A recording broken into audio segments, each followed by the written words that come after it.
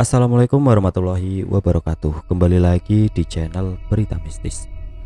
Untuk kisah kali ini masih melanjutkan dari kisah sebelumnya, sebuah kisah kiriman dari teman subscriber kita yang bernama Naya Ajhar. Terima kasih buat Mbak Naya yang sudah mengirimkan ceritanya ke kami. Dan buat teman-teman yang punya pengalaman horor dan pengen dibawakan di sini, silahkan hubungi kontak admin yang sudah saya sertakan di kolom deskripsi. Dan seperti apa untuk kelanjutan cerita dari Mbak Naya? Mari kita simak berikut ini.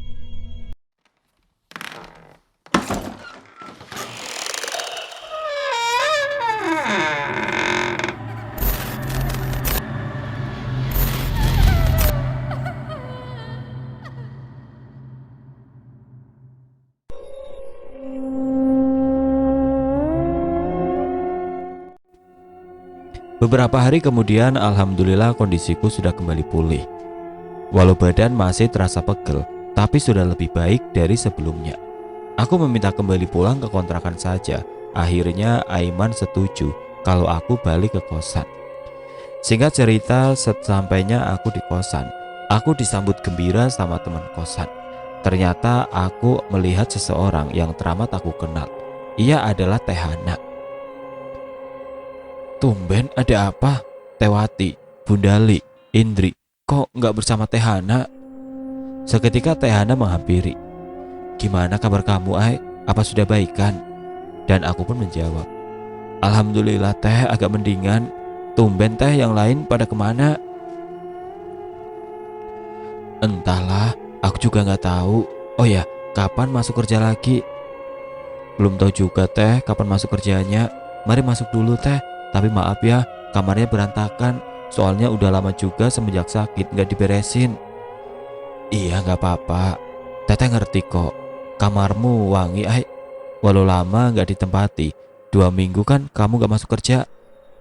Wangi? Emang wangi apa? Seperti wangi bunga setaman, wanginya seger. Kok aku nggak nyium bau ya? Apa mereka yang berada di kamarku selagi aku nggak ada? Gumamku. Teteh mau minum apa? Gak usah, Ai. Aku mau balik lagi ke kosan. Kenapa kamu gak ngekos berdua biar irit? Tahu kan, kosan di sini mahal-mahal. Iya sih, tapi Naya suka sendiri. Tapi gak apa-apa, Naya bisa atur soal keuangan kok, supaya bisa kirim ke kampung. Yang irit, tapi jangan irit, gak makan, nanti kamu sakit lagi. Enggak apa, kan temennya Aisyah baik seperti Tehana yang suka traktir. Rayuku. Wah, modus pakai ngerayu. Kalau udah kuat masuk kerja kabari ya, biar aku yang jemput. Bener nih mau jemput? Apa nggak ngerepotin nantinya? Enggak, tapi setelah berada di lokasi kerja jangan kaget ya, Ai. Lah, emang kenapa? Apa ada kejadian lagi di pabrik? Berarti aku ketinggalan petualanganku dong. Ih gayamu, petualangan cari demit hobimu, Ai. Enak aja, demit dicari, demit gak dicari pun selalu muncul. Pokoknya aku peringatkan, berhati-hati saat di pabrik. Kamu itu masih bocil, Ai. Umurmu baru seumur jagung. Emang jagung umurnya 17 tahun ya Teh? Perasaan cuma 40 hari deh. Itu perumpamaan, kamu itu masih terlalu muda. Pokoknya jauhi masalah biar selamat. Tunggu, perasaan yang tahu umurku cuma aku saja. Soalnya dia yang ngurus surat lamaranku, dan seharusnya gak ada orang lain yang tahu. Gumam. Ember, kamu lupa ya siapa Teteh? Siapa? Yang pastinya bukan Demit kan? Bajigur, bilang Teteh Demit. Aku kerja di bagian admin penerimaan surat lamaran, ngerti? Dan lagian Agusmu itu yang minta aku bantu pengurusan surat lamaranmu. Dan akhirnya kamu keterima dengan cepat kan, Aisyah Kanaya Ajar? Masa? Gumamku. Iyalah, supaya kamu bisa keterima kerja. Jadi soal umurmu gak ada masalah buat Teteh untuk merubahnya. Lagian badanmu itu tinggi, masalahnya itu mukamu imut. Tapi syukurlah orang gak terlalu curiga sama kamu, Ai. Lagian kenapa kamu gak lanjutin sekolah, Ai? Seharusnya kamu sekarang udah masuk perkuliahan. Tapi aku dengar-dengar dari A Agus, kamu cuma lulusan SD. Duh, kok bisa? Padahal kamu pinter loh, mudah memahami soal pekerjaan dengan cepat. Dan aku pun menimpali. Mungkin sudah nasibku teh. Niatnya sih kepingin jadi gadis biasa, kepingin kayak orang yang bisa nyelesain sekolah. Tapi takdir berkata lain. Ya berdoa saja biar lulusan SD. Tapi Aisyah bisa masuk pabrik kan? Siapa tahu nanti bisa masuk perkantoran. Amin, amin. Kalaupun itu terwujud, Teteh mau ikut sama kamu, Ai. Amin, amin. Ucapan kan bisa jadi doa. Akhirnya aku dan Teh Hana berpelukan. Seketika Teh Hana melepaskan pelukannya dan berkata, Ai, apa mungkin kamu sering dijalin sama mereka pas di sekolah sampai kamu gak mau sekolah lagi? Dan aku pun menjawab, siapa Teh? Ya elah, demit, masa diganggu pacar? Oh, aku cuma berohria sambil manggut-manggutkan kepala. Lah, oh aja. Teh Hana menimpali. Oh ya Teh, sering. Tapi kan waktu itu Aisyah masih kecil, masih labil, belum bisa mengontrol rasa takut dan emosi. Duh, udah sore aja nih. Gak kerasa, aku harus balik kosan. Kamu kalau butuh sesuatu hubungi aku ya. Iya Teh, terima kasih. Mungkin kalau besok masuk kerja gimana? Lah besok libur kan Minggu, paling hari Senin. Itu juga giliran kamu sih malam say. Apa kamu sanggup? Seketika aku terperangak. Sip malam? Ya ampun, kok aku sampai lupa? Lah gimana? Apa sanggup dengan kondisi kamu seperti ini? Nanti deh aku pikirin lagi. Tapi masa harus libur lagi? Kan gak digaji. Lagian Aisyah mau bayar kosan di mana duitnya? Entar dibicarakan lagi deh. Siapa tahu aku bisa bantu. Oh iya Teh, Aisyah penasaran. Emang di pabrik ada kejadian apa? 2 hari yang lalu sempet ada kejadian di tempat kerjamu Ai. Di bagian penghalusan pinggiran sepatu. Yang pakai mesin gurinda itu, seorang perempuan tewas di tempat. Lah, emang kenapa? Gini ceritanya. Wanita itu bernama Ani. Dia sama kayak kamu perantauan. Di pagi itu dia masuk kerja. Setibanya dia di tempat kerjanya, dia hanya duduk termenung. Lagian kejadiannya teramat cepet. Nggak tahu dianya lagi ngelamun atau lagi ada masalah. Soalnya Teteh lihat pandangannya kosong. Ujung kerudung yang dipakai ketarik sama gurinda yang berputar. Kan otomatis ketariklah itu muka. Kamu bisa bayangin kan setelahnya apa yang terjadi. Kamu tahu kan seperti apa mesin itu yang terdapat kawat di tengahnya. Dan lebih parahnya lagi, itu mesin terus saja berputar sebelum ada yang mematikan mesinnya. Perumpamaan nih, seperti kamu punya buah kelapa, kepingin diambil santannya. Ya, itu kelapa diapain sama kamu? Ya diparut lah. Nah, persis kayak gitu mukanya dia, diparut sama gurinda berkawat. Astagfirullah, terus apa Aninya selamat Teh? Kan udah dibilangin dia mati di tempat. Wajahnya sudah gak berbentuk lagi, sampai kelihatan tengkorak wajahnya. Innalillahi wa innalillahi, ucapku. Terus kejadian apa lagi? Kamu tahu, di bagian adonan karet yang tempatnya di gudang itu, bisa dibilang banyak zat kimia untuk campuran karet biar padat. Nah, di situ juga ada kejadian. Ini cowok namanya Yanto. Dia juga anak perantauan. Kamu tahu tempat buat ngaduk adonan karet segede apa? Ya mana aku tahu, kan yang boleh masuk ke tempat itu orang khusus, gak sembarangan orang. Gede banget ya pokoknya. Katanya dia terpleset ke dalam adukan karet mentah yang dimana waktu itu masih dalam proses pembuatan. Mana panas kan dimasak pakai bara api. Nah terus apa yang terjadi kalau dia terpleset jatuh ke dalam adonan? Kataku. Orang yang lihat mau bantu juga susah Ai. Keadaannya sangat darurat pada waktu itu. Kalau orang mau nolong dia, yang ada yang nolong juga bakalan mati teraduk menjadi adonan karet. Jadi Yanto mati juga tercampur beserta adonan. Duh, berarti karet yang mau kita jadikan bahan sepatu bercampur dengan jasadnya orang dong. Terus Teteh tahu dari mana kabar itu? Kan pacar Teteh yang ngurusin kerusuhan itu. Setelah adonan karet udah dingin, yang ketemu bukan mayatnya lagi, melainkan tulang belulang orang. Seketika aku terperangah mendengar penjelasan dari Teh Hana. Udah ah, mau balik, udah makin sore. Teteh takut kalau harus melewati jalan yang kiri kanannya kebun pisang semua. Ih, merinding. Oh ya Ai, nanti sesampainya di tempat kerja, kalau lihat penampakan para korban itu, hiraukan saja. Ah, apa teh? Ngomong apa sih? Ceritanya doain nih. Bukanlah. Orang peka kayak kamu pasti lambat laun ditampakin. Idih, amit-amit deh jangan sampai.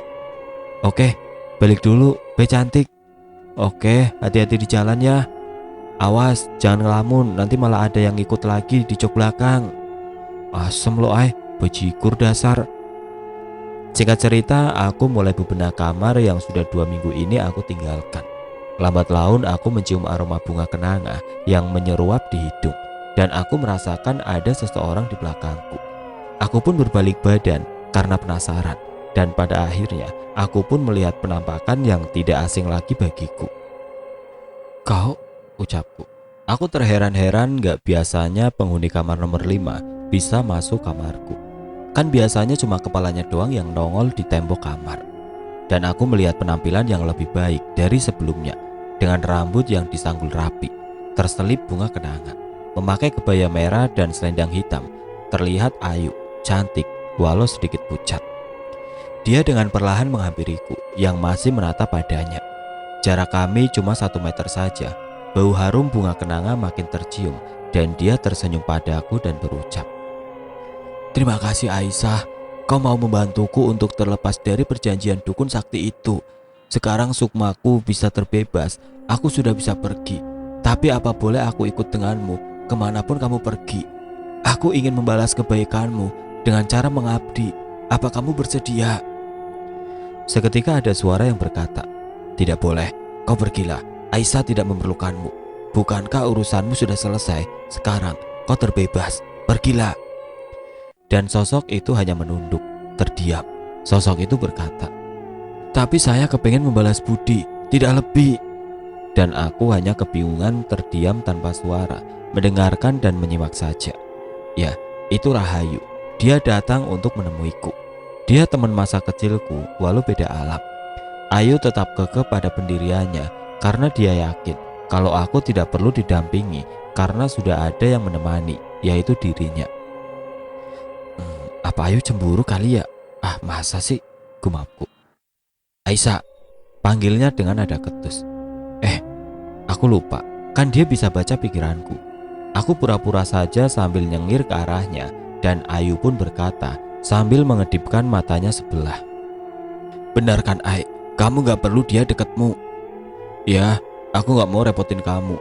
Lebih baik kamu merasakan kebebasan tanpa harus terikat dengan siapa-siapa." Dan aku melihat sosok itu mengelah gusar dan berkata, "Ya sudah, aku pamit. Jika kau butuh bantuan, panggil nama aku Nyai Sekar Arum. Aku akan hadir di sisimu untuk membantumu." Aku pun menimpali, Iya, udah pergi sana, biar bisa lihat dan rasakan kebebasanmu." "Aku pamit." "Iya, silakan." Seketika Nyai Sekar Arum pun menghilang meninggalkan aroma wangi di kamarku, dan aku melihat muka yang teramat masam. Aku pun mulai bertanya, "Kenapa itu muka kayak gak kebagian bansos saja, ditekuk kayak gitu?" Dan Ayu pun berkata, "Untung aja aku cepat datang Ai. Kalau enggak..." "Kenapa?" tanyaku. "Dia bakal menemanimu." "Lah emang kenapa kalau dia menemaniku?" "Kamu itu lupa apa bigu sih?" "Lalu menurutmu gimana yuk? Apa kamu gak lihat kalau dia punya aura yang gak baik untukmu? Aura yang masih diliputi rasa dendam akan masa lalunya itu akan berakibat fatal buatmu Ai. Ngerti? Kamu lupa akan masa lalu Sekar Arum." "Ya masih ingat, tapi siapa tahu dia sudah berubah." "Entahlah, aku capek ngomong samamu Ai. Lebih baik aku pergi." Mau kemana?" "Pergi, tapi sebelum aku pergi, ada yang harus aku kasih tahu padamu. Jauhi Aiman." "Ah, Aiman? Apa hubungannya Sekar Arum dengan Aiman?" Bodoh, ya beda tuh. Aku gak mau kamu sakit, Ai. Jangan terlalu berharap cinta darinya, karena dia kenapa yuk? Ayo, jawab, kok malah ngegantung? Sudahlah, nanti kau bakal tahu sendiri. Untuk sekarang, belum waktunya. Sebisanya, jangan labuhkan harapanmu padanya. Nanti kau menyesal. Seketika tanpa aba-aba, Rahayu pergi tanpa menjelaskan dengan detail kenapa aku harus menghindar darinya. Apa yang akan terjadi? Padahal rasa itu sudah ada pada hatiku. Terasa hatiku ditikam rasa gamang yang tidak menentu. Apa ini? Aku tahu kalau Rahayu sudah berkata, itu artinya bakalan terjadi sesuatu di kemudian hari. Tapi aku belum tahu. Aku terduduk lemas di tempat tidur dan akhirnya aku bergegas beranjak untuk bersih-bersih daripada mikirin yang belum pasti. Singkat cerita, di hari ini aku memutuskan untuk mulai kerja kembali. Sudah lama cuti karena sakit, gak enak juga kan keseringan libur. Di hari Senin ceritanya sudah mulai masuk kerja. Dan sekarang aku berada di gerbang masuk menuju ke dalam pabrik. Tapi aku ragu, karena mengingat ucapan Tehana tempo hari, dan akhirnya aku masuki gerbang kemudian melangkah masuk. Tapi seakan langkah kakiku terasa berat, seakan berjalan di dalam air. Aku dapat sambutan lagi karena aku yakin mereka mengenal manusia yang punya kelebihan atau tidak. Makanya selalu diuji dulu, takut ada ancaman yang membahayakan bagi mereka. Aku berusaha tenang dan tidak melawan, lalu berkata dalam batin, aku datang bukan cari masalah, tapi aku datang untuk bekerja. Jadi jangan halangi aku tidak ada urusan dengan kalian semua. Serentak lenganku ada yang menggenggam dan aku berbalik untuk melihat siapakah yang menggenggam lenganku. Ternyata Aiman, dan dia membawaku pergi ke dalam gedung di mana tempatku berada. Tanpa disadari langkahku terasa ringan, lalu dia berkata, kau sudah masuk kerja? Bukankah kamu baru sembuh, Ai? Gak enak kak, udah lama gak masuk kerja. Ya sudah, jangan terlalu kecapean. Kalau gak sanggup, aku yang handle. Dan aku menatap matanya. Di sana ada rasa kekhawatiran yang teramat sangat. Ya udah, sana masuk. Hati-hati, jangan kebanyakan ngelamun. Oke? Oke kak. Dan dia pun pergi meninggalkanku. Dengan jarak 7 meter menuju gerbang di mana tempat kerjaku berada, ada satu sosok yang berdiri menanti kedatanganku. Sosok itu seorang wanita berbaju kemeja coklat dengan celana jeans dan menggunakan kerudung hitam, berdiri sembari menundukkan kepalanya. Tidak ada ekspresi. Makin aku dekati sosok itu, makin tercium bau kembang melati, dan aku pun menghela nafas berat. Wah, gak beres nih, gumamku. Dari jarak 3 meter darinya, lambat laun aku mendengarkan wanita itu menangis. Tangisan yang sangat menyayat hati. Sambil menunduk, aku melihat ada tetesan yang terjatuh dari mukanya si wanita itu. Air mata, bukan itu darah. Semakin aku lihat tetesan darah itu semakin banyak mengenangi lantai di mana si wanita itu berdiri. Dengan satu kali kedipan mata, seketika wanita itu sudah ada di depan mukaku. Dengan jarak 2 jengkal dari mukaku yang memperhatikan keadaan muka yang hancur sudah tidak berbentuk. Kulit wajahnya seakan tercabik-cabik sampai tengkoraknya pun kelihatan. Darah mengalir semakin deras dari luka cabikan itu. Bola mata yang menjuntai seakan mau terjatuh dengan mulut yang robek. Lalu ia berkata, Aisyah, tolongin aku. Dengan suara serak dan berat. Dengan masih terkesima melihat penampakan di depan mataku, aku hanya terdiam membisu, susah payah meneguk Salifah. Seketika wanita itu menghilang. Bau anyir darah bercampur bunga melati seketika lenyap dengan hembusan angin di waktu surup. Bersamaan kumandang adzan maghrib terdengar di telingaku. Aku berucap Allahu Akbar, Alhamdulillahirabbil alamin, Astaghfirullahaladzim. Sambil tersegal-segal dengan kontai, aku pun memasuki ruang kerjaku dan disambut teman-teman yang menanyakan kabar. Rasa takut yang tadi mendera batin tersamarkan dengan perhatian teman-temanku. Singkat cerita, jam menunjukkan jam 12. Tengah malam, semua karyawan diharuskan beristirahat terlebih dahulu. Mereka semua pergi ke kantin, tapi tidak dengan aku yang masih terduduk termenung. Aku masih kepikiran dengan kejadian tadi. Andai saja ada Tehana, tapi dia sip pagi, gak pernah sip malam. Ternyata yang dikatakan Tehana benar adanya. Seketika aku teringat kembali kalau bukan wanita itu saja, tapi masih ada satu sosok lagi. Mataku membulat sempurna. Di arah depan ada yang memanggil namaku dengan suara yang parau dan teramat berat. Aku terdiam dan bergumam, "Duh, jantungku bisa-bisa ngedrop nih." Seketika bulu halus di tubuhku merinding disco, gak kuat dengan keadaan yang mencekam ini. Aku memutuskan untuk berlari menghampiri teman-teman yang ada di kantin. Tapi sayang, badanku susah untuk digerakkan. Setelah aku melihat ke arah depan, aku melihat tengkorak manusia dengan kulit yang masih tersisa di setiap lekuk tulangnya, menempel tidak beraturan. Yang membuat mual adalah saat aku melihat ke bagian perut, terurai usus dan organ lainnya dengan kepala miring hampir terjatuh. Sosok itu berjalan dengan tergopoh-gopoh. Darah berceceran di mana-mana. Sosok itu berjalan mendekatiku yang masih berdiri mematung. Bau busuk bangkai dan anyir darah membuatku tidak sanggup lagi mempertahankan kesadaran. Perlahan gelap hampir aku rasakan dan tubuhku sempoyongan hampir terjatuh. Seketika aku dipeluk oleh seseorang. Setelah mencium aroma bau tubuhnya, aku mengenal siapa yang memelukku. Dia Bayu Aji. Rasa tenang mulai aku rasa. Bau busuk mulai tidak aku rasakan lagi. Bayu Aji berkata, "Jangan coba mendekat. Kalau nggak mau tulang-tulangmu, aku kasih jadi santapan peliharaanku. Kenapa kau mendekatinya?" Dan sosok itu berkata, "Aku hanya mau minta tolong." "Minta tolong soal apa?" "Aku mau pulang." "Kalau kau mau pulang, ya pulang saja." "Aku tidak bisa kembali. Aku terkurung di tempat ini." "Aku bukan gak mau bantu. Karena urusanmu bukan urusan yang sepele. Yang ada, kita yang bakalan kena masalah. Setidaknya, sempurnakan aku." "Bagaimana caranya?"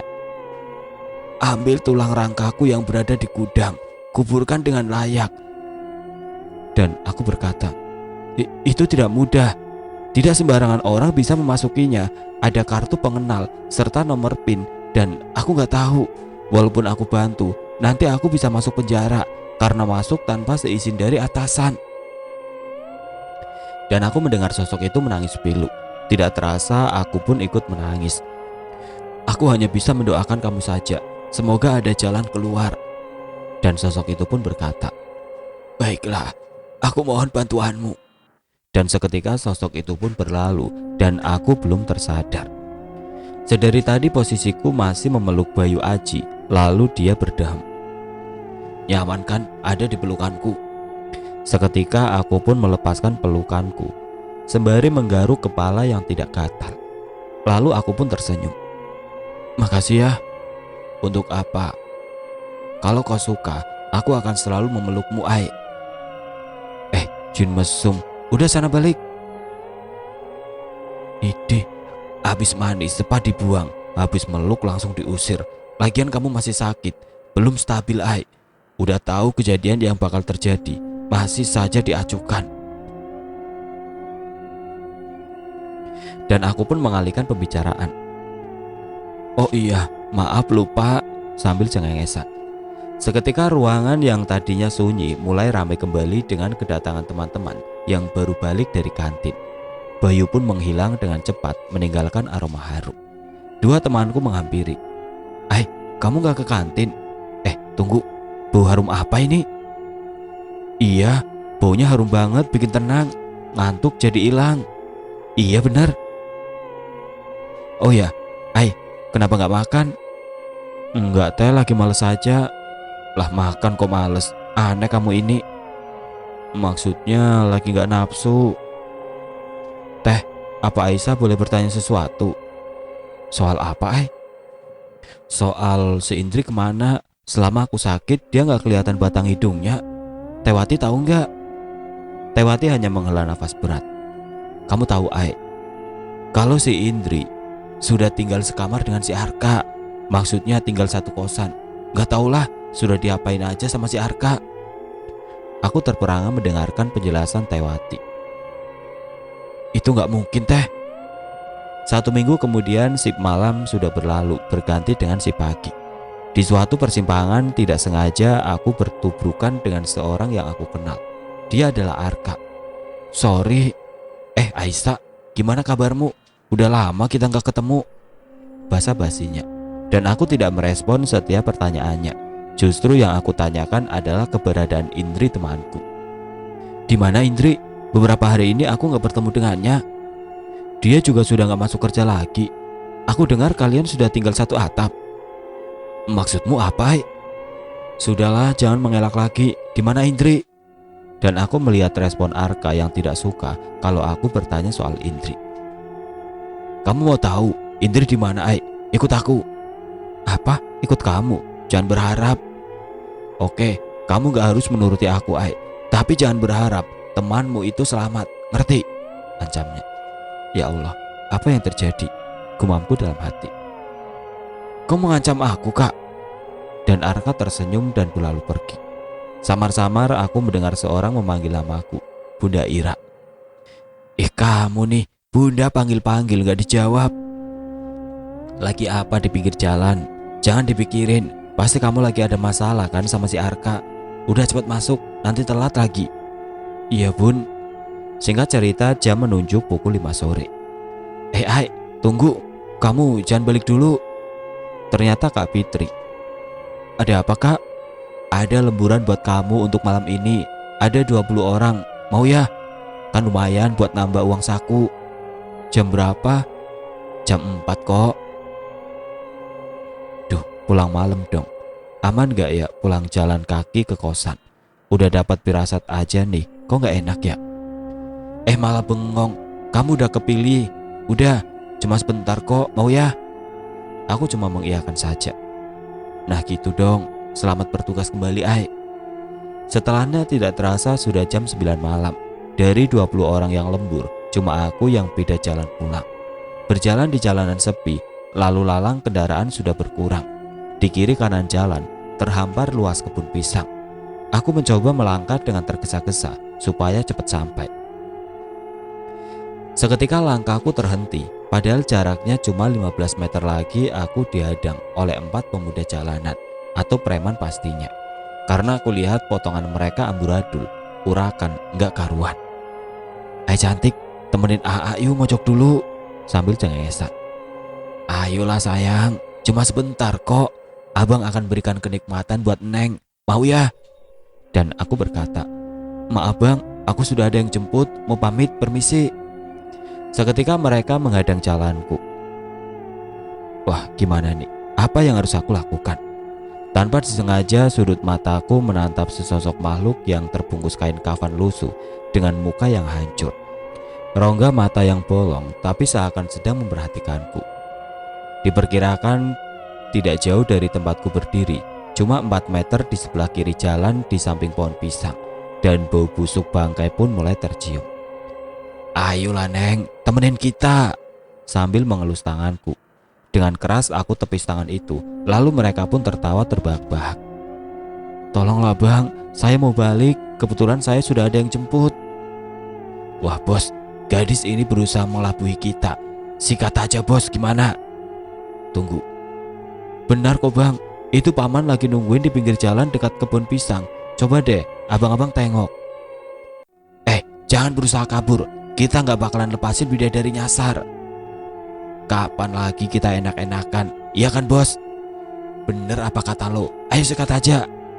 Sebelum mereka melakukan hal yang tidak senonoh padaku, kita semua mendengar sosok itu tertawa dengan suara yang nyaring. Siapapun yang mendengarkannya pasti dicekam ketakutan dan merinding sekujur tubuh. Mereka serentak berbalik ke arah sosok yang masih setia berdiri di samping pohon pisang. Mereka pun serentak berlari berhamburan sambil berteriak menyebut pocong. Setan kampret, tolong weh, tungguin, aku susah bergerak nih, kata preman yang masih berlari di tempat.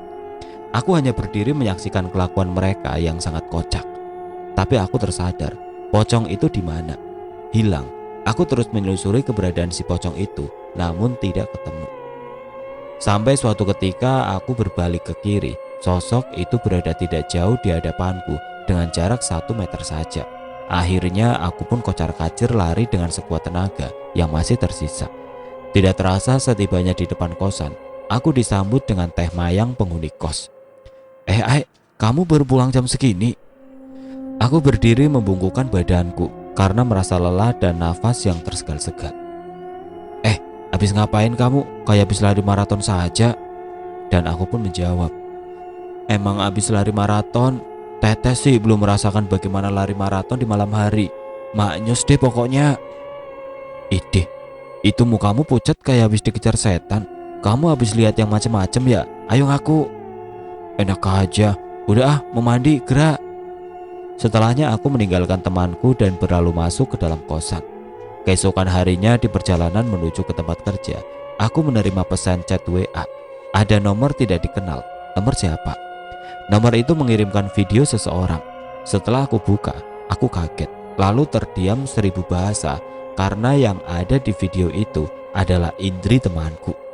Kondisinya sangat memprihatinkan dengan badan dekil, kumel, pucat, dan muka manisnya. Sudah banyak luka di mana-mana di tiap sudut bibir dan pelipisnya. "Astagfirullahaladzim, Indri." Aku melihat dia menangis terseduh-seduh. Miris, kata itu yang keluar dari mulutku. Seketika ada pesan masuk yang bertuliskan, "Ikut dengan aku atau nyawa temanmu akan di tanganku. Sebentar lagi ada mobil yang akan berhenti di dekatmu. Kamu harus masuk tanpa perlawanan. Kalau tidak, kamu akan tahu apa yang bakal terjadi." Dengan perasaan bimbang, entah keputusan apa yang harus aku ambil pagi ini. Sedangkan aku harus berangkat kerja, tapi nyawa temanku dalam bahaya. Serentak ada mobil berhenti di depanku. Dengan perlahan kaca jendela mobil itu terbuka. Aku melihat Arka yang tersenyum penuh kemenangan. "Brengsek bajingan, bebaskan Indri bangsat!" teriakku dengan penuh emosi. "Masuk!" Dia berteriak menyuruh aku untuk segera masuk ke dalam mobil. Dengan sangat terpaksa aku pun masuk. Secepat kilat tasku dirampas dengan secara tiba-tiba. Aku terlonjak kaget, lalu tas itu dilemparkannya ke jok belakang. "Ya Allah, lindungilah hambamu ini." Singkat cerita, aku dibawa ke tempat yang baru pertama aku lihat. Jauh dari penduduk setempat, langkahku menelusuri semak-semak yang lebat. Pohon berukuran besar berjejer rapi. Aku akan dibawa kemana ya Allah? Hatiku teramat sangat gelisah. Tiba-tiba sebuah bisikan terdengar di telingaku. "Aku akan cari bantuan, bertahanlah. Ingat, sesampainya di sebuah gubuk di depan sana, baca ajian pemisah jiwa. Merogoh sukmolah nanti." "Rahayu," gumamku. "Kenapa emang? Apa yang bakalan terjadi?" "Turuti saja, aku akan cari Bayu Aji. Hanya dia yang bisa membantu." "Kenapa nggak kamu aja sekarang?" "Cepat jalan, kamu yang di depan," sentaknya, dan aku seketika menatap wajahnya yang sangat aku benci. "Apa? Mau marah? Percuma, temanmu ada di tanganku. Camkan itu baik-baik. Ayo jalan, di depan sana ada gubuk. Temanmu ada di gubuk itu. Sekarang Aisyah, baca ajian Merogoh Sukmomu." Dalam hati aku terus merapalkan ajian Merogoh Sukmo. Sampai kalimat terakhir, aku tersentak jika Arka membekap mulutku dengan sapu tangan yang berbau menyengat yang membuatku seketika merasakan pusing. Pada detik terakhir di saat kesadaranku mulai menghilang, aku telah berhasil memisahkan raga dan sukmaku. Aku melihat Arka membopong tubuh yang sudah tidak berdaya itu masuk ke dalam gubuk. Aku yang sekarang berwujud sukma mengikutinya dari belakang dengan cahaya minim. Di ruangan itu ada 3 kamar. Aku melihat dia membawa tubuhku ke dalam kamar dan membaringkannya di ranjang yang lusuh. Dengan refleks dia mengelus wajahku, menelusuri setiap incinya, mulai dari bibir, mata, dan seketika aku berteriak, "Bangsat, jangan kau sentuh tubuhku, dasar iblis!" Aku berusaha untuk menariknya, tapi sayang, seolah aku hanya mengibaskan tanganku ke udara, tidak sedikit pun aku bisa menyentuhnya. Aku terperangap. Aku menangis, aku tidak bisa berbuat apa-apa. "Ya Allah, aku mohon, tolonglah hambamu ini." Sebelum Arka melumat bibir ranumku, ada teriakan dari kamar sebelah. Teriakan itu, aku mengenal suara itu. Indri, ya itu suara Indri. Teriakan itu semakin menjadi sampai pada akhirnya Arka menghentikan aksinya dan pergi ke kamar yang ada di sebelah kamar ini. Aku bersyukur dengan ini dia bisa menunda kelakuan bejatnya sampai bantuan tiba. Tapi apa yang terjadi pada Indri? Aku pun mengikutinya ke arah dia melangkah. Sesampainya di kamar itu, aku melihat temanku yang sudah tidak berdaya. Arka dengan sadis terus menampar dan memukulinya sampai Indri jatuh pingsan. Brengsek kau, akan aku balas perbuatanmu, Kak. Sayang sekali dengan wujud sukmaku, aku tidak bisa berbuat apa-apa. Setelah meluapkan kekesalan kepada Indri, dia kembali ke kamar yang tadi. Aku sangat ketakutan, jangan sampai dia melakukan yang lebih terhadap ragaku. Rahayu, ayo, di mana kau? Cepatlah kembali, jangan sampai ini terjadi. Aku melihat Arka sedang melepas kancing ke mejaku. Dengan telaten dia membuka satu persatu dengan raut wajah yang penuh nafsu. Ya Allah, jangan sampai ini terjadi. Baju kemeja yang aku pakai sudah terlepas. Di sana sudah terpampang jelas pemandangan yang siapapun melihatnya pasti memancing nafsu syahwatnya. Jakun Arka naik turun, hanya tertinggal bra yang masih menutupi bagian dada. Dia hendak menyentuh bagian itu. Sebelum itu terjadi, ada yang menghantam wajah Arka secara tiba-tiba yang membuat Arka terjatuh ke lantai. Itu Bayu Aji. Serentak aku berucap, Alhamdulillah ya Allah. Telat sedikit saja entah apa yang akan terjadi padaku. Dengan badan yang gelimpungan, Arka mencoba bangkit tapi dia terhuyung dan jatuh ke lantai. Bangsat, seharusnya aku habisi saja kau biar mampus. Dan aku menghentikannya. Jangan Bayu. Tiba-tiba angin semilir memasuki kamar yang aku tempati. Secara gaib Eyang Raksa ada di dekatku. Jangan Bayu, ini akan menjadi urusanku. Eyang Raksa, kenapa Anda ada di sini? Mana mungkin aku diam saja melihat kelakuan manusia tidak ubahnya seperti hewan. Apalagi dia mau melakukannya terhadap keturunanku. Apa kau tidak apa-apa, Ai? Aku terduduk lesu sambil menggelengkan kepala. Sudah, Eyang yang akan membawa sukmanya untuk diadili dan diberi hukuman.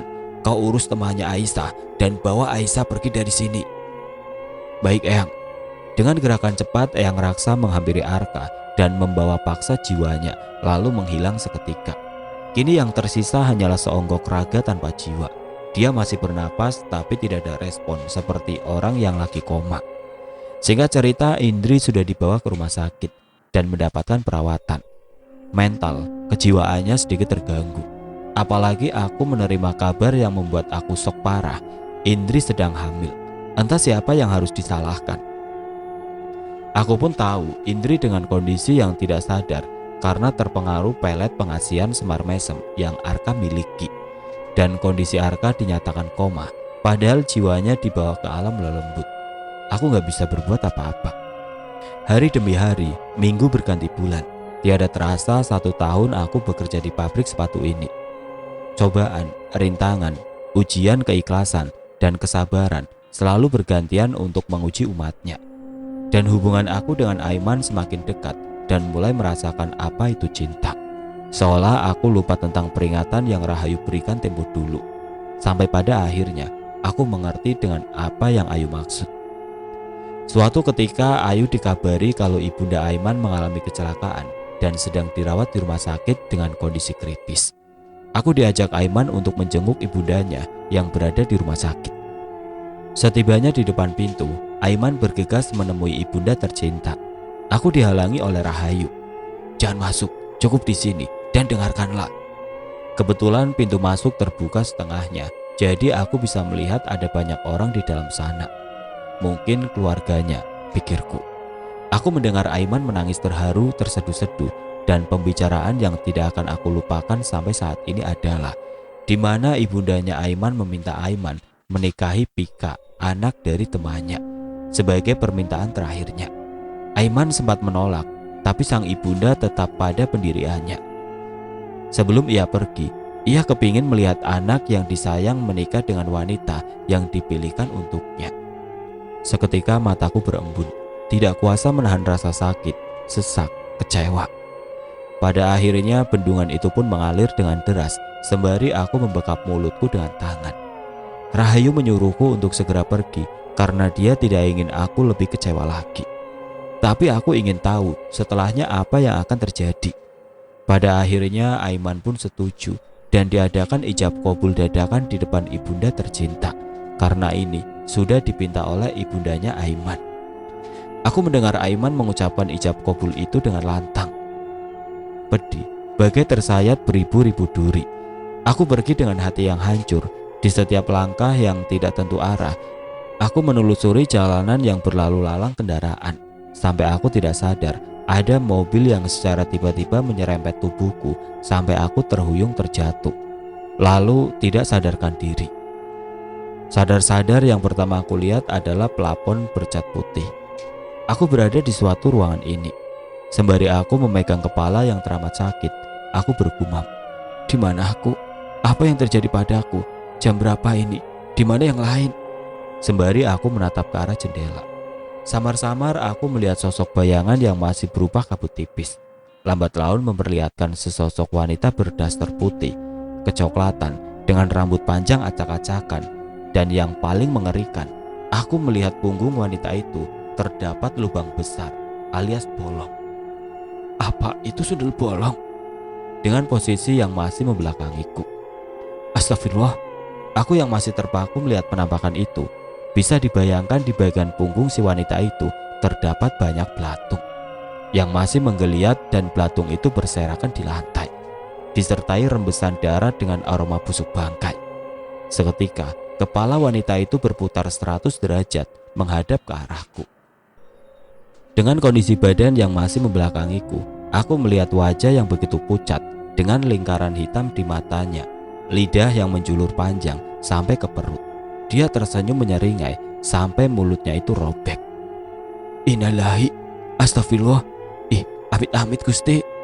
Seketika itu juga cahaya putih kebiruan menerjang sosok yang berada di hadapanku dan lenyap.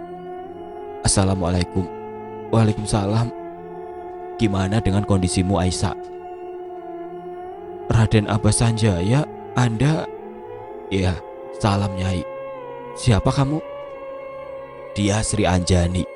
Jika ada situasi yang tidak memungkinkan, dialah yang akan memberitahumu, Aisyah. Selagi Rahayu tidak bersamamu, tabahkan hatimu. Anggaplah dia bukan jodohmu. Lambat laun kami mendengarkan derap langkah yang bertautan. Raden Abbas Sanjaya dia pun pergi bersama Sri Anjani, dan pintu pun terbuka. Aisyah, seseorang langsung memelukku dengan erat sambil menangis. Teh Hana, kenapa menangis? Teteh dapat telepon kalau kamu mengalami kecelakaan. Teteh langsung ke sini karena panik, takut terjadi sesuatu sama kamu, Ai. Aku gak apa-apa. Dan ada suara berucap salam. Assalamualaikum. Waalaikumsalam. Oh, sudah sadar ya? Gimana perasaanmu? Aku terdiam. Siapakah orang ini? Pria itu tersenyum padaku dan berkata, sebelumnya aku minta maaf kalau aku yang menyerempetmu tadi siang. Aku tidak sengaja. Tiba-tiba kamu sudah ada di dekat mobilku. Perkenalkan, aku Kevin, dan dia sahabatku Tio. Iya, gak apa-apa. Aku yang salah. Aku kurang berhati-hati. Aku Kanaya. Panggil Nai saja. Oh, kalau boleh tahu, apa kamu lagi ada masalah? Enggak kok, Kak. Aku lagi kurang enak badan saja. Oh ya, biaya puskesmas sudah beres. Kalau kamu butuh sesuatu atau bantuan, ini kartu namaku. Dan Kevin berkata, boleh minta nomor HP-mu biar tahu kondisi kamu? Iya boleh, Kak. Singkat cerita, setibanya di kosan, Teh Hana bertanya, kamu kenapa, Ai? Apa kamu lagi ada masalah? Panggil aja Naya, Teh. Jangan pernah panggil nama depanku lagi. Kenapa? Apa yang sudah terjadi? Aku belum bisa cerita. Nanti juga Teh Hana bakal tahu. Aku mau berhenti kerja, Teh. Lah kok bisa? Emang setelah berhenti kamu akan cari kerja di mana? Ya lulusan SD kayak Naya. Palingan serabutan, Teh. Aku ikut cari kerja sama kamu, Nay. Lah bukannya Teteh Hana masih ada kontrak kerja di pabrik itu? Kan Teteh sudah janji, kemanapun kamu pergi, Teteh ikut. Aku sudah anggap kamu seperti adik sendiri. Dan soal kelebihanmu, Nay, Teteh sudah tahu dari awal. Terus pekerjaan Teteh gimana? Teteh akan mengundurkan diri saja dan ikut cari kerja sama kamu, apapun itu kerjaannya. Hari itu pun telah berlalu. Aku dan Tehana menelusuri tiap toko, siapa tahu ada lowongan. Setibanya di toko sepatu, aku tidak sengaja bertuburukan dengan seseorang. Setelah aku lihat mukanya, "Kamu? Kita berjumpa lagi kan, Ayah?" kata cowok itu yang ternyata adalah Kevin. Dan aku pun menjawab dengan senyuman. "Kita ngobrol, ayo sambil ngopi bareng." Setelah kita memesan kopi dan beberapa cemilan, Kevin bertanya, "Kenapa nomor HP-mu gak aktif, Nay?" Dan aku terdiam dan berkata, "Maaf, HP-nya aku jual. Sekarang aku bersama Tehana lagi cari lowongan kerja." "Apa sudah dapat atau masih mencari?" Aku hanya bisa menggelengkan kepala saja. "Oke, itu artinya kalian masih berusaha kan? Gini, gimana kalau kalian kerja di kantornya Tio? Maksudnya di tempat Tio bekerja." Seketika aku saling bertatap muka sama Tehana. "Tapi gimana caranya? Orang aku cuma lulusan SD." Sambil malu-malu. "Tapi bisa gunakan laptop atau komputer kan?" "Bisa sedikit." Dan Tehana menimpali, "Aku bisa, nanti aku ajarin." "Tapi Teh, kita nggak ada ijazah." "Oh, soal itu gampang diatur. Tenang saja, aku akan hubungi Tio, biar dia yang urus segalanya. Satu hal, yakinlah pada diri sendiri kalau kalian pasti bisa dan sanggup untuk berusaha." Dan pada akhirnya, ucapan bagikan doa itu benar adanya. Ya, inilah kisah perjalanan kehidupan Kanaya Ajar. Dari yang tidak mungkin jadi mungkin. Jadikan sebagai pembelajaran. Ambil yang baik, buang yang buruknya.